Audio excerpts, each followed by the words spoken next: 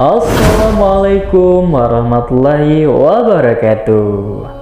Sahabat Busro Islami, berkunjung ke tanah suci untuk menunaikan ibadah haji dan umrah adalah cita-cita setiap umat muslim.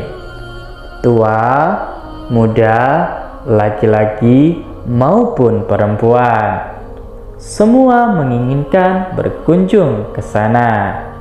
Sayangnya, perjalanan menuju Madinah dan Baitullah butuh biaya yang tak sedikit. Makanya, umat muslim harus giat bekerja. Sebagai macam profesi pun dilakoni, tak terkecuali menjadi seorang dukun. Dukun di benak banyak orang pasti berhubungan dengan hal-hal supranatural. Bahkan tak jarang dikaitkan dengan kemusyrikan. Tapi siapa sangka para dukun juga berangkat haji dan umrah.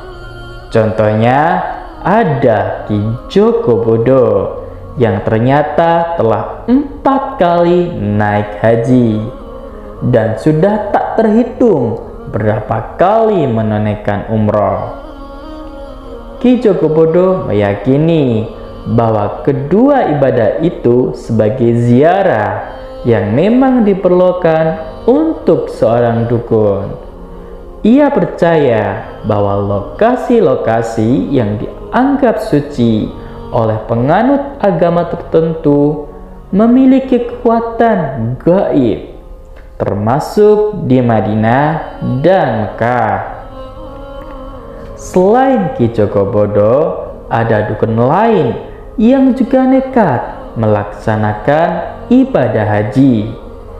Kisah ini diceritakan oleh Muhammad Sofi, seorang warga negara Indonesia yang menetap di Arab Saudi sejak tahun 2009. Ia kerap kali membantu jamaah asal Indonesia yang sedang menjalankan ibadah di tanah suci. Kisah dukun yang naik haji ini diceritakan dalam channel YouTube-nya Haji Kecil atau Umroh. Yang dilakukan oleh dukun tersebut adalah hadiah dari seorang pejabat sebagai ucapan terima kasih karena telah dibantu saat pemilihan umum atau pemilu. Pejabat itu memang telah berjanji untuk memberikan hadiah kepada orang-orang yang telah membantunya menang, termasuk si dukun tersebut.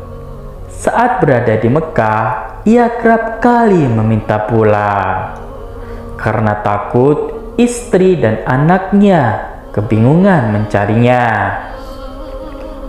Bahkan ia sudah minta dipulangkan saat masih berada di Madinah. Ia tak percaya bahwa dirinya sedang berada di Madinah. Ia berasa hotel penginapannya seperti lokasi yang sering dilewatinya naik ojek setiap hari saat masih berada di Indonesia. Intinya, dia merasa tak sedang berada di kota suci. Muhammad Sofi yang melihat tingkah aneh tersebut kaget dan terheran-heran.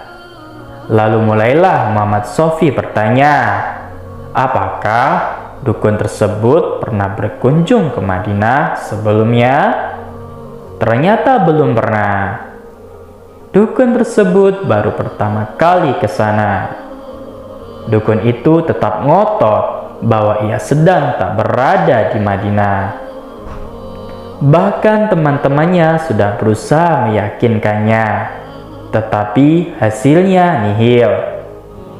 Muhammad Sofi kemudian membawanya sholat di Masjid Nabawi agar ia percaya bahwa dirinya sedang berada di Madinah.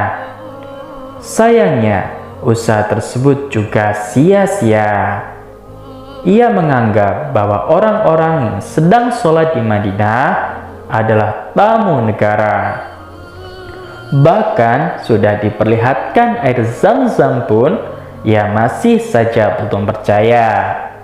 Ia tetap saja ngotot mau pulang. Saking ngototnya, ia sampai-sampai mencari jalan pulang sendiri. Hingga akhirnya kesasar.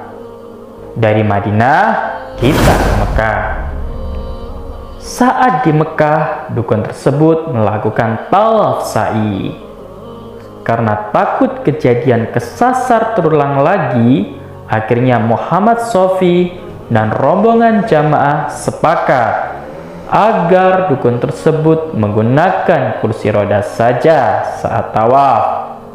Tapi anehnya, ia merasa hanya berkeliling kota menggunakan sepeda. Karena tak mau kejadian itu terus berlanjut, Muhammad Shofie kemudian mengajak si dukun untuk salat di Masjidil Haram, sambil memberitahu bahwa mereka saat itu sedang berada di depan Ka'bah, di depan kiblat umat muslim. Muhammad Shofie juga meminta agar dukun tersebut berhenti menjadi paranormal dan semua peralatannya dibuang. Dukun tersebut menolak keras permintaan Muhammad Shofie. Ia tak mau membuang peralatan dukunnya dengan dalih ia juga menggunakan Al-Quran dalam ritualnya. Tapi tak menyerah, Muhammad Shofie terus-menerus menasehatinya. Setelah kejadian itu, si dukun masih saja tak sadar. Sedang berada di Mekah. Barulah pada saat tawaf wada atau tawaf pamitan, ia sadar sedang berada di Mekah. Ia menganggap bahwa dirinya baru tiba di sana. Padahal sesungguhnya ia dan rombongannya akan segera meninggalkan kota suci Mekah. Fenomena seorang jamaah haji atau umroh yang tak bisa melihat Ka'bah sebenarnya bukan hal baru. Kejadian ini sudah berapa kali terjadi dan tak hanya menimpa dukun tersebut. Kisah ini juga pernah diceritakan oleh Ustadz Muksid Kastami, salah seorang mutawif atau pembimbing ibadah haji dan umroh yang kerap kali mendampingi jemaah Indonesia di Tanah Suci. Saat itu, salah seorang jemaah umrohnya tak bisa melihat Ka'bah. Saat melakukan tawaf, jemaah tersebut adalah wanita paruh baya yang umroh bersama anaknya.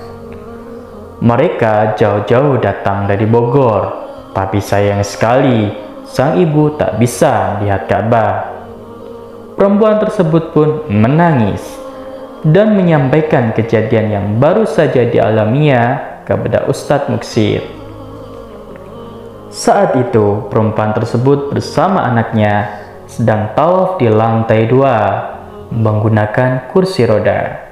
Saat itu, Masjidil Haram sedang dalam masa perbaikan, tapi tentu saja sama sekali tak menghalangi pandangan jamaah menuju Ka'bah. Tapi sayangnya, sang ibu hanya melihat tiang-tiang Masjidil Haram dan orang-orang yang bertawaf, sedangkan Ka'bahnya tak terlihat sama sekali. Akhirnya, ibu tersebut pun diajak kembali ke Masjidil Haram untuk melakukan tawaf kedua kalinya, dan dianjurkan untuk mengingat-ingat dosa apa yang telah dilakukannya selama hidup tentunya, serta segera memohon ampun sambil membaca istighfar. Dalam perjalanan tawaf, putaran pertama sang ibu masih belum bisa melihat. Barulah di putaran ketiga hingga putaran ketujuh ia bisa melihat Ka'bah. Tangisnya pun pecah. Sambil masih membaca istighfar, ia terharu karena akhirnya bisa melihat kiblat umat muslim. Sebagai tawaf, ia harus menangis saking senangnya. Tawaf pun baru selesai sekitar pukul 3 dini hari waktu Mekah. Mereka akhirnya bisa kembali ke hotel untuk beristirahat dengan tenang. Ternyata setelah ditelusuri, perempuan tersebut punya masalah dengan tetangganya dan belum diselesaikan hingga ia menunaikan ibadah umroh, yang juga diyakini menjadi penghalang baginya untuk melihat Ka'bah.